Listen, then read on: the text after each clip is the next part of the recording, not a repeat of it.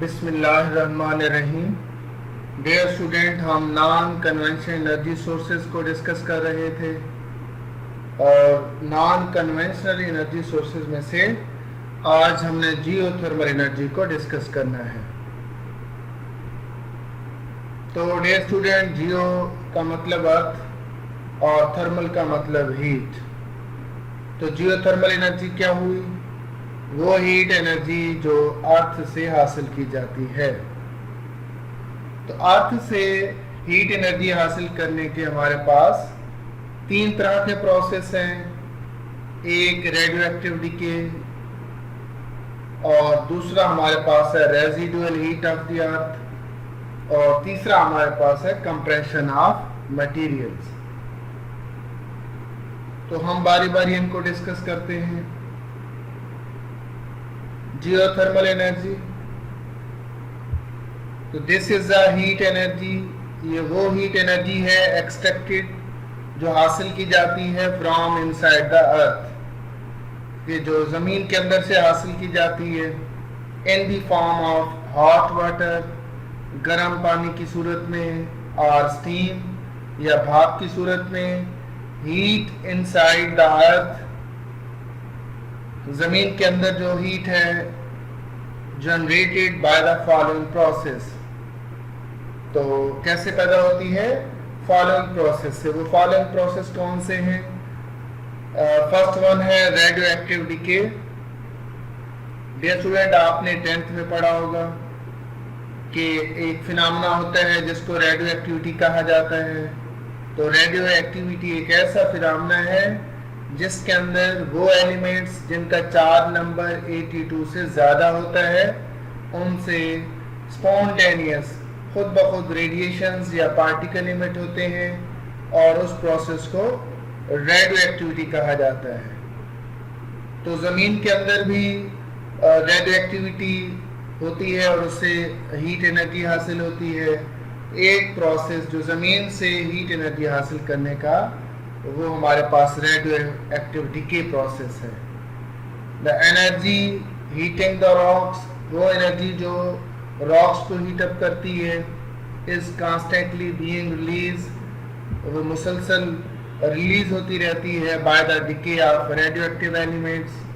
वो एलिमेंट्स जो radio active elements हैं उनसे मुसलसल जो है हीट या एनर्जी जो है वो रिलीज होती है जो कि रॉक्स को हीट अप करती है। तो ये हमारे पास फर्स्ट प्रोसेस है जिससे अर्थ के अंदर से हीट प्रोड्यूस होती है। और दूसरा हमारे पास प्रोसेस है residual heat of the earth.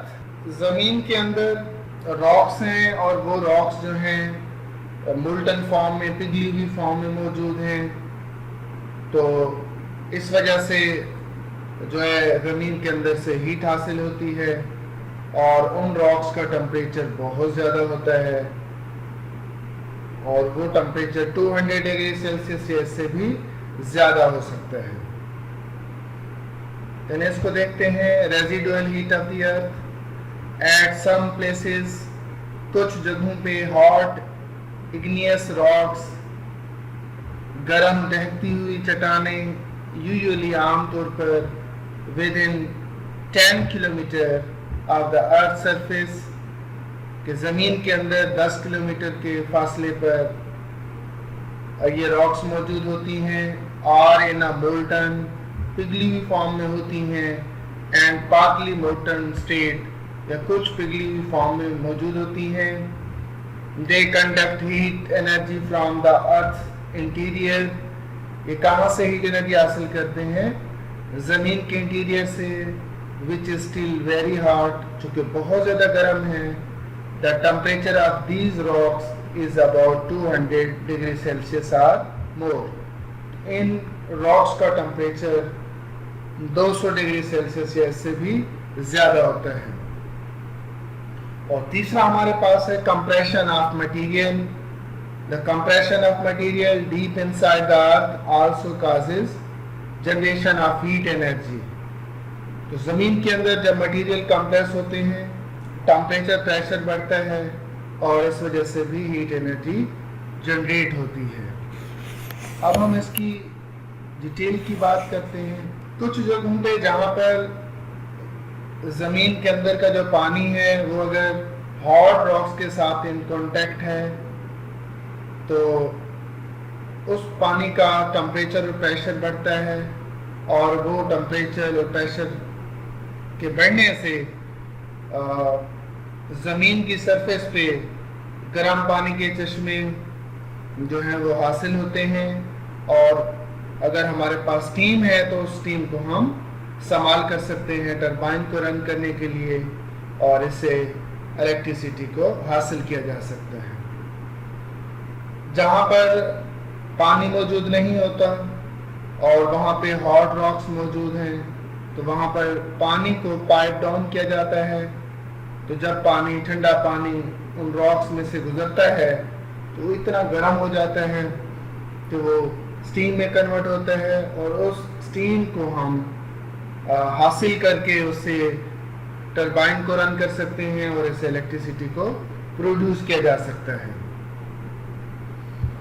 In some place, water beneath the ground is in contact with hot rocks.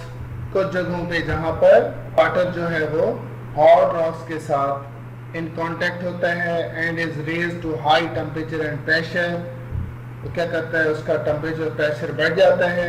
It comes to the surface, और वो जो पानी है वो सरफेस पे आ जाता है किस सूरत में, हॉट स्प्रिंग्स, गर्म पानी के चश्मे की सूरत में, गीजर्स, हॉट वाटर होता है, और स्टीम वेंट्स या भाप की सूरत में। The steam can be directed to turn turbine of electric generators, उस स्टीम को इस्तेमाल किया जाता है टरबाइन के इलेक्ट्रिक जनरेटर्स को ऑपरेट करने के लिए, चलाने के लिए।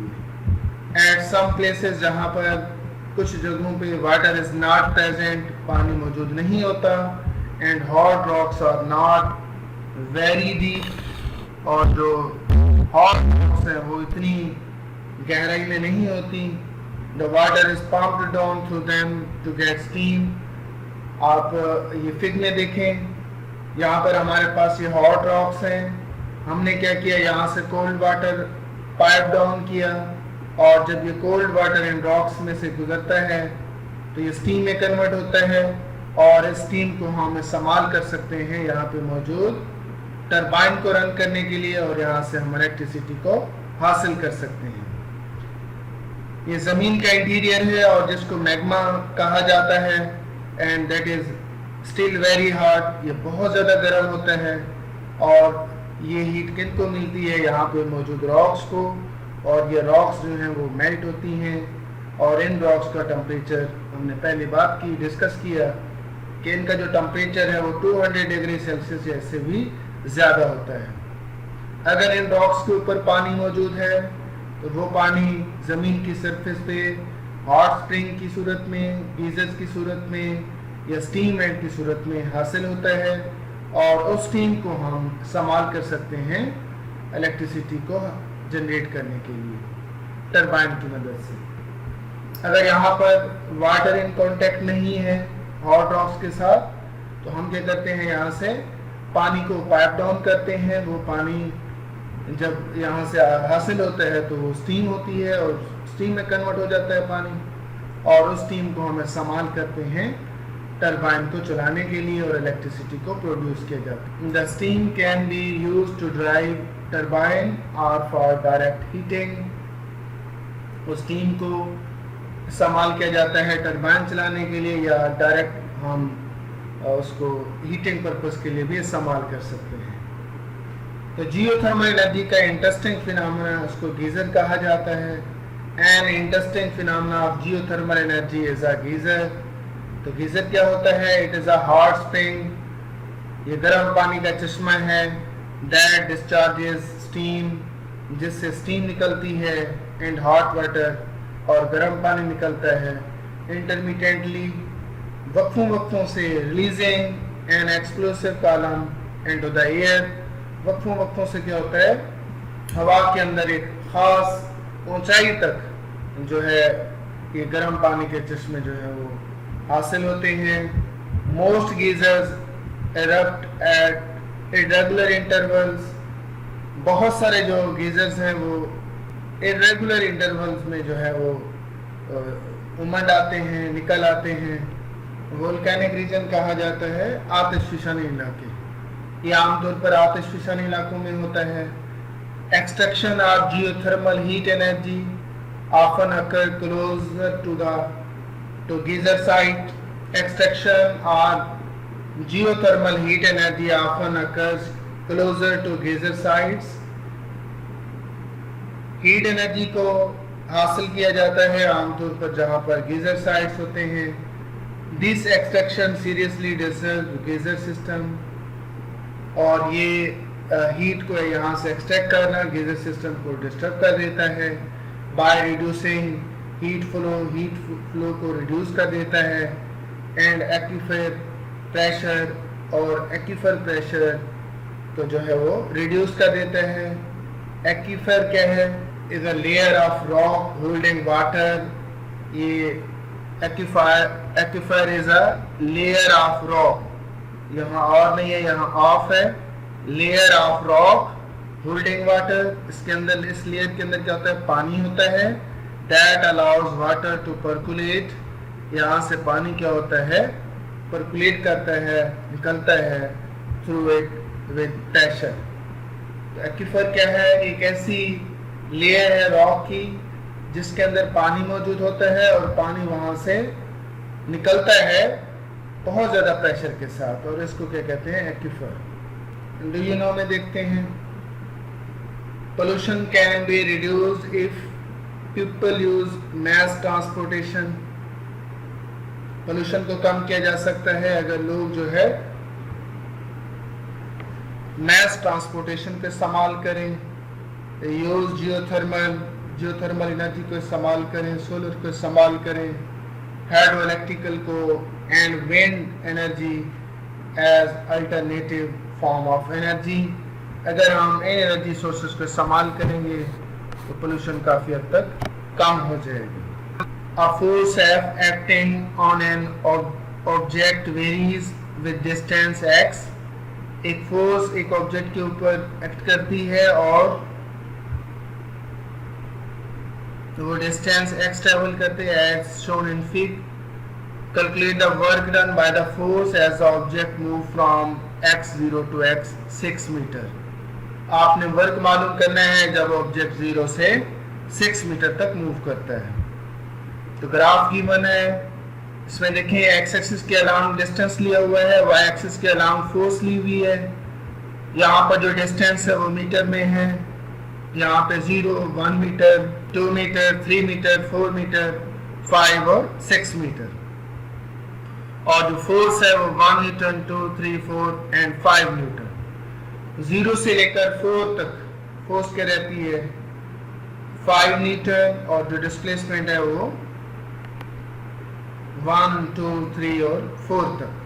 तो 0 से 4 तक जो डिस्प्लेसमेंट है, 0 से लेकर 4 तक डिस्प्लेसमेंट है, और 5 क्या रहती है? फोर्स।